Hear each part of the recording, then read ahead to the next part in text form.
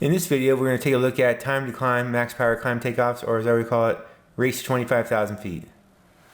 Introduction. We get a little bit better understanding of the F-15C energy management. We're going to fly 3 different profiles to compare energy management characteristics. And we're going to time it from brake release to 25,000 feet.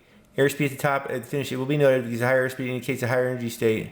And for configuration, we're looking at no weapons or stores or anything pylons on the jet. This will be about 9,400 pounds of fuel loaded. We do a no flap takeoff. And if you want to do more research on the Streaky Eagle time to climb records in 1975, it'd be a place to start. Well, what's all this about? It's about managing your energy state. Applications in dogfighting, for example, I did a video in DCS on the YouTube channel about pursuit curves, control zone, and vertical fighting. You need to know how you can accelerate and how you get energy back. So the challenge would be you to, can you beat my best time?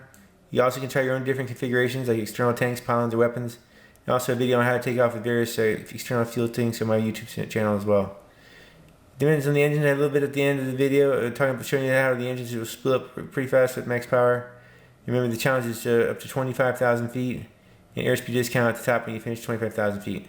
Okay, on profile 1 is pretty much to go to the end of the runway and pull up to 60, 80, 90 degrees vertical, and we just race up to 25,000 feet. Profile 2 is you actually pull up the nose way before the departure on the runway, around 300 knots or so. Airplane doesn't even make it past 10,000 feet, very much 150 knots falls over the sky at that point. The last one is I will do the Streaky Eagle type climb profile where I will accelerate and then start a 2.5 G pull in the vertical. And I keep like doing Cuban 8s up and then turn back over and keep going up in like a half figure 8 pattern to keep the airspeed on the jet. You'll see at the end, even though profile 1's got the advantage, if you hit each one of these altitudes, eventually the energy lost 25,000 feet and definitely a lot slower. 160 knots is at the top is more beneficial on profile 3. You can also see on the engine diagram here, you'll see the vertical velocity indicator as well as the fuel flow indicators are pretty much maxed out on a max power climb.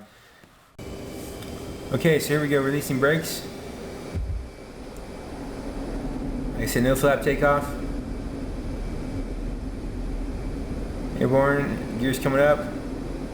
This will be our max power climb to at the end of the runway, about 60 degrees initially nose up, and then 80 to 90 degrees at the end as we get set in our profile climb.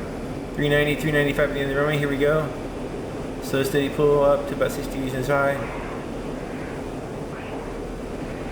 There's 50 degrees, there's 60 degrees, back it off a little bit. Let it slowly float up to about 70, maybe 80 degrees, so we're basically going straight up. We should hold it. There's 10,000 feet. 12, 13,000 feet. There's 15,000 feet, about 300 knots. Straight up, pretty much 80 degrees nose high. And that's coming down now, 18,000 feet. 20,000 feet. And like I said, 25,000 feet, about 138 knots. They eke out the rest of the last couple thousand feet. It's where it really slows down up here. And then 25,000 feet. And the next one here, I mentioned earlier in the brief. So this would be pretty much to get airborne and accelerate a little bit, and then just start pulling those up. See how a slow speed climb works. It doesn't obviously work as well as the high speed climb, but you get airborne, gears coming up. It's 200 knots. Start pulling up right there. 240. Right there is about as fast as we're going to get, maybe. And you see the speed laterally is airspeed, as well as speed up is also airspeed, like a space shuttle or 75 rocket. Straight up 90 degrees up at 3,000 feet. And the nose is already come back down. Trying to get the nose up. It's only 190 knots. The airplane's having a hard time to get it going uphill. 6,000 feet. It's taking forever and ever, so this one's pretty much not the way to go. You have speed in the jet if you're going to climb. So if you have to do a scramble over into high fast flyer, you're going to be you're airborne. You have to get up high and fast. This is not the way to do it. Not just jack your nose up. You want to eke your nose up. There's 10,000 feet. We're going to come up with the next profile. Will be the Streaky Eagle type profile run on the departure. Okay, so we're back on the runway. This will be a cockpit view followed by external view in a moment. So we're going to airborne, we're going to accelerate. We get to about 530 knots as we pull in G. So airplane's off the runway, gears coming up. Bunch the nose down, get some speed here. A little bit of a descent there, but it's okay. We'll load the jet, 0.5 Gs. 350. There's 390, 400. 2.5 G pull in the bottom left hand corner of the head, 2.3, pretty close. We're passing 500 knots right about now. 2.3 Gs. It's 3,000 feet, 510 knots, 5,000 feet. I really get going now. Coming up on 9,000, 10,000 feet, 12,000. Still about 4 knots, 4 knots passing 14,500, 15,000 there. Still 390 at 15,000. It's a huge amount.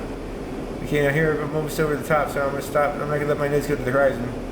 I'm going to at 370 knots at 19,000 feet. I'm going to do another basically Emlyn turn back up. Actually, Q and 8 or up and over, pull up like a half loop. Here we go. This is the profile view you see on the outside. It's all nice and cleaned up. Not as nice as streaky, but it's pretty close. Airborne gear comes up, no flaps are already up.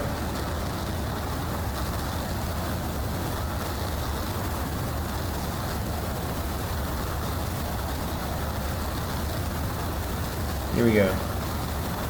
I'm going to set a little bit of input on the aileron because I actually don't do a straight pull here. This is a nice smooth 2.5 G pull, 2.3 G pull. You'll see it as I start rolling to the right here. And diesel right, maybe some trim. And then we're just like basically like a rocket ship, like the Atlas 5 or Saturn or something. Trimming 5,000 feet in 6 seconds. It's got to be pretty high rate of climb. I don't want to pull all the way down to the horizon because I think I'm bleeding up energy there. So at 20 degrees, I flip it over here. You can do another turn up. This is where I was 300 knots.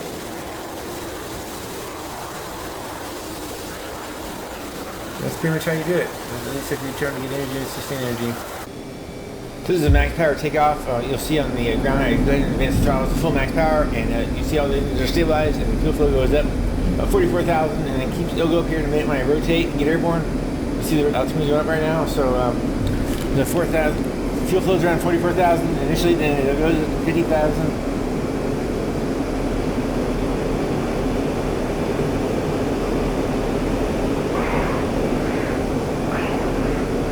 So I promised you a bonus video here, so there's a video of me fighting at 227. For pre-merge, so start dropping flares here to decoy his secret hit or IR sensors. I'll go up here and he goes up to us. This is kind of energy management like we talked about in the last video earlier. Going up over the top, he's going up over the top.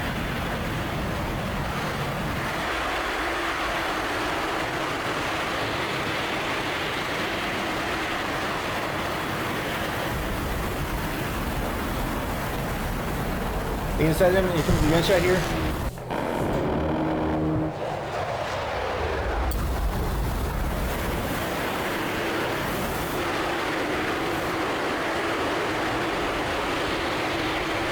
Here's a gunshot.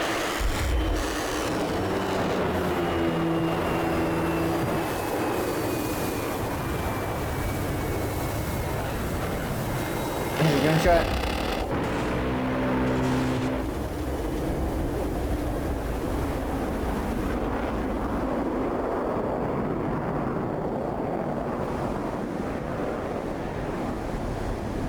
Springfield 1-1.